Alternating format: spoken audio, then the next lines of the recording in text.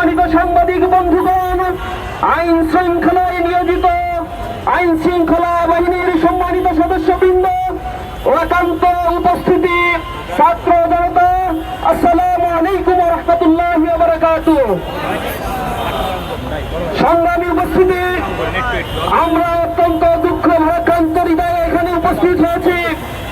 জুলাই গণ অভ্যুত্থান পরবর্তী 6 মাস পেরিয়ে গেলেও আমরা এদেশে যারা বাংলাদেশের মানচিত্রকে কলুষিত করেছে, এদেশে বাকশাল কায়েম করে তৎপরবর্তী এদেশকে একটি ভঙ্গুর দেশে পরিণত করার নির্লক্ষ্য করেছিল, সর্বশেষ জুলাই গণ অভ্যুত্থানের কালীন সময়ে যাদের হাতে নির্বিচারে সাধারণ ছাত্র জনতা নিহত হয়েছে, এই পতিত ফ্যাসিস্ট স্বৈরাচার আজ পর্যন্ত 6 মাসের মধ্যে আমরা তাদের বিচার নিশ্চিত করতে দেখি নাই। আমরা কাল বিলম্ব দেখছি।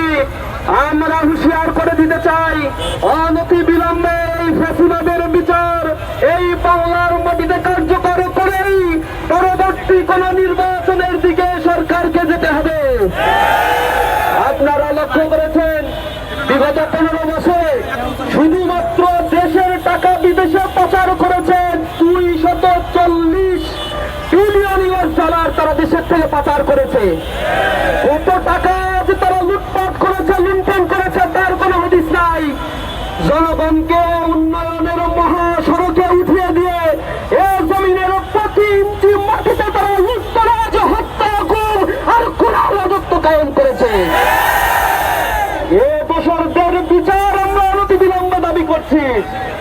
বাংলাদেশ ইসলামী ছাত্র শিবিরের বিগত 15 বছরে 104 জন ভাইকে নির্বিচারে হত্যা করা হয়েছে। জুডিশিয়াল কিলিং এর মাধ্যমে ট্রাইব্যুনাল গঠন করে তথাকথিত মানবতা বিরোধী অপরাধের বিচারের নামে নির্বিচারে রাজনৈতিক বন্দীদেরকে হত্যা করা হয়েছে।